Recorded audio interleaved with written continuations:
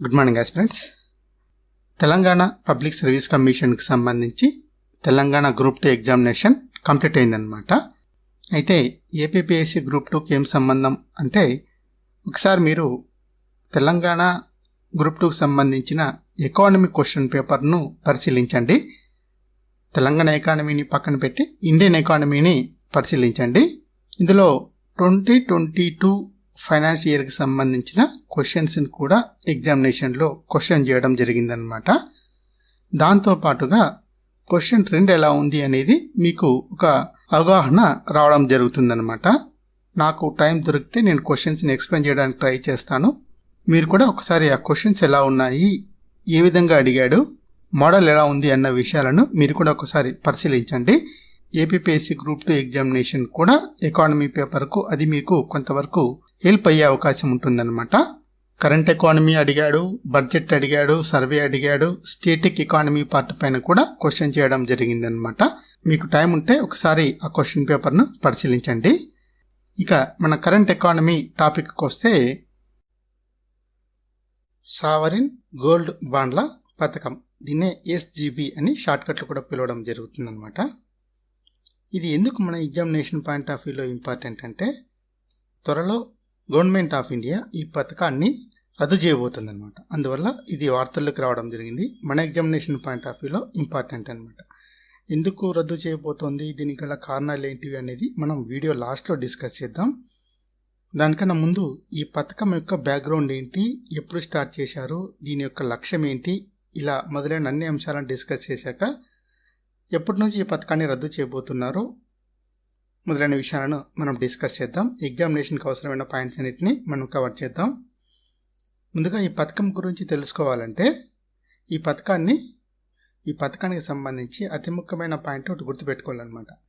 ఈ పథకానికి సంబంధించి సెంట్రల్ గవర్నమెంట్ తరఫున రిజర్వ్ బ్యాంక్ ఆఫ్ ఇండియా ఈ యొక్క సావరిన్ గోల్డ్ బాండ్ల పథకాన్ని నిర్వహించడం జరుగుతుందన్నమాట. ఇంపార్టెంట్. కేంద్ర ప్రభుత్వం తరఫున ఆర్బీఐఏ ఈ కార్యక్రమాన్ని చేపడుతుంది. ఈ పథకాన్ని ఎప్పుడు స్టార్ట్ చేశారంటే 2015లో ఈ సావరిన్ గోల్డ్ బాండ్ల పథకాన్ని సెంట్రల్ గవర్నమెంట్ ప్రవేశపెట్టడం జరిగిందనమాట.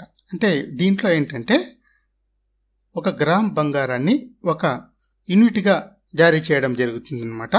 దాన్ని అప్పటి మార్కెట్ రేట్ ఆధారంగా వీటిని కేటాయించడం జరుగుతుందన్నమాట. అండ్ మోస్ట్ ఇంపార్టెంట్ పాయింట్ ఏంటంటే, ఈ పథకం యొక్క లక్ష్యం ఏంటంటే, ముఖ్యంగా ఫిజికల్గా బంగారాన్ని కొనుగోలు చేయడానికి చెక్ పెట్టే ఉద్దేశంతో ఈ పథకాన్ని తీసుకొని రావడం జరిగిందనమాట. రీటైల్ ఇన్వెస్టర్స్ ఫిజికల్గా బంగారాన్ని కొనడాన్ని చెక్ పెట్టడానికి ఈ పథకాన్ని తీసుకొని రావడం జరిగిందనమాట. అంటే తద్వారా ఫిజికల్గా గోల్డ్ను కొనుగోలు చేయడానికి బదులుగా పేపర్ గోల్డ్ను కొనుగోలు చేయడానికి ఇన్వెస్టర్లను మళ్లించే ప్రయత్నం చేయడమే ఈ సావరిన్ గోల్డ్ బాండ్ల పథకం యొక్క లక్ష్యం అన్నమాట. అంటే ఫిజికల్ గోల్డ్ నుంచి పేపర్ గోల్డ్ను కొనుగోలు చేయడం ఈ పథకం యొక్క లక్ష్యం అన్నమాట. అంటే ఫిజికల్ గోల్డ్ నుండి పేపర్ గోల్డ్ను కొనుగోలు చేసే విధంగా ప్రోత్సహించడం ఈ సావరిన్ గోల్డ్ బాండ్ పథకం యొక్క లక్ష్యం అన్నమాట. తర్వాత దీని కాలపరిమితిని మనం చూస్తే 8 సంవత్సరాలు అన్నమాట. అయితే మొదటి 5 సంవత్సరాల తర్వాత ఈ బాండ్లను విక్రయించేందుకు కూడా గవర్నమెంట్ పర్మిషన్ను జారీ చేయడం జరిగిందనమాట. 5 సంవత్సరాల తర్వాత మార్కెట్ రేటును బట్టి మార్కెట్ రేటుకు అనుగుణంగా రీడీమ్ చేసుకునేందుకు గవర్నమెంట్ అవకాశం కల్పించడం జరిగిందనమాట. మరో ఇంపార్టెంట్ అయిన పాయింట్ ఏంటంటే, 2015-16వ సంవత్సరంలో జారీ చేసిన ఈ బాండ్ల యొక్క ఫేస్ వాల్యూ వచ్చి 2.75% అనమాట. 2.75% అనమాట. అయితే ఆ తర్వాత కాలంలో జారీ చేసిన ఈ బాండ్లకు సంబంధించి వడ్డీ రేటు 2.5%గా గవర్నమెంట్ నిర్ణయించడం జరిగిందనమాట. 5 సంవత్సరాల తర్వాత మార్కెట్ ధర ప్రకారం మెచ్యూరిటీ విలువ ఉంటుందన్నమాట. ఈ యొక్క బాండ్ల పైన తొలి ఏడాది నుండి వడ్డీ 2.5% అందుతూ ఉంటుందన్నమాట. Reserve bank of India sovereign gold బాండ్లను చివరిసారిగా ఈ 2024 ఇయర్లో ఫిబ్రవరి 21న 8,008 కోట్ల రూపాయల విలువైన ఎస్జీబీ బాండ్లను జారీ చేయడం జరిగిందనమాట. ఫిబ్రవరి 21, 2024లో అనమాట. ఇది చివరిగా జారీ చేసిన డేట్ అనమాట. గ్లోబల్ ఎకానమీలో అంతర్జాతీయ మార్కెట్లలో బంగారం ధరలు నిరంతరంగా పెరుగుతూ ఉండడం, బలపడుతుండడంతో పాటు ఇక సమీప భవిష్యత్తులో కూడా బంగారం ధరలు పెరిగే అవకాశం ఉన్న నేపథ్యంలో సెంట్రల్ గవర్నమెంట్ 2015 సంవత్సరంలో ఈ పథకాన్ని తీసుకొని రావడం జరిగిందనమాట.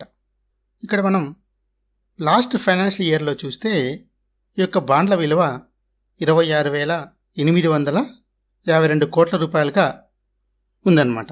అయితే 2024 జూలైలో ప్రవేశపెట్టిన బడ్జెట్లో మనం చూస్తే 18,500 కోట్ల రూపాయలుగా ఈ యొక్క సావరిన్ గోల్డ్ బాండ్ల పథకం బాండ్ల యొక్క విలువ ఉందన్నమాట. అంటే ప్రజెంట్ బడ్జెట్లో 18,500 కోట్ల రూపాయలు మాత్రమే ఈ బాండ్ల విలువ ఉందన్నమాట. అంటే సెంట్రల్ గవర్నమెంట్ ఈ బాండ్లను క్రమంగా తగ్గిస్తోందన్నమాట. దీనికి కారణం ఏంటంటే ఎస్జీబీ బాండ్ల గడువు ముగిసిన తర్వాత గవర్నమెంట్ బంగారు మార్కెట్ రేట్ ప్రకారం దానికి అనుగుణంగా ఇన్వెస్టర్లకు తిరిగి చెల్లించాల్సి ఉంటుందన్నమాట. దాంతోపాటు వడ్డీని సైతం చెల్లించాల్సి ఉంటుందన్నమాట. ఫలితంగా గవర్నమెంట్ ఆఫ్ ఇండియా పైన అదనపు రుణభారం క్రమక్రమంగా పెరుగుతుందన్నమాట. మరోవైపు సెంట్రల్ గవర్నమెంటు 2026-27 ఫైనాన్షియల్ ఇయర్ కల్లా మన భారతదేశ జీడిపిలో స్థూల దేశీయోత్పత్తిలో జీడిపిలో డెట్ రేషియో నిష్పత్తి ఈ యొక్క రుణ నిష్పత్తిని పూర్తిగా తగ్గించుకోవాలి అనే ఆలోచనలో ఉందన్నమాట. సో ఫలితంగా ఇక రాబోయే రోజుల్లో ఎస్జీబీ బాండ్లను జారీ చేసే యోచనకు సెంట్రల్ గవర్నమెంట్ స్వస్తి పలకబోతుందన్నమాట. యాక్చువల్గా ఏంటంటే ఫిజికల్గా బంగారం దిగుమతులను తగ్గించుకునే యోచనతో ఈ పథకాన్ని తీసుకొని రావడం జరిగిందనమాట. అయితే నెక్స్ట్ ఫైనాన్షియల్ ఇయర్ అంటే 2025-26 ఫైనాన్షియల్ ఇయర్ నుండి ఈ యొక్క సావరిన్ గోల్డ్ బాండ్ల పథకానికి సంబంధించిన బాండ్లను జారీ చేయడాన్ని గవర్నమెంట్ ఆఫ్ ఇండియా కేంద్ర ఆర్థిక శాఖ నిలిపివేయబోతుందన్నమాట. సో అందువల్ల ఇది మన ఎగ్జామినేషన్ పాయింట్ ఆఫ్ వ్యూలో ఇంపార్టెంట్ అనమాట. Next financial year 2025-26 financial year నుంచి ఈ సావరిన్ గోల్డ్ బాండ్ల పథకాన్ని సెంట్రల్ గవర్నమెంట్ ఈ పథకానికి స్వస్తి చెప్పబోతుందన్నమాట. నెక్స్ట్ వీడియోలో మరో కరెంట్ ఎకానమీ టాపిక్ని డిస్కస్ చేద్దాం. And thank you for watching.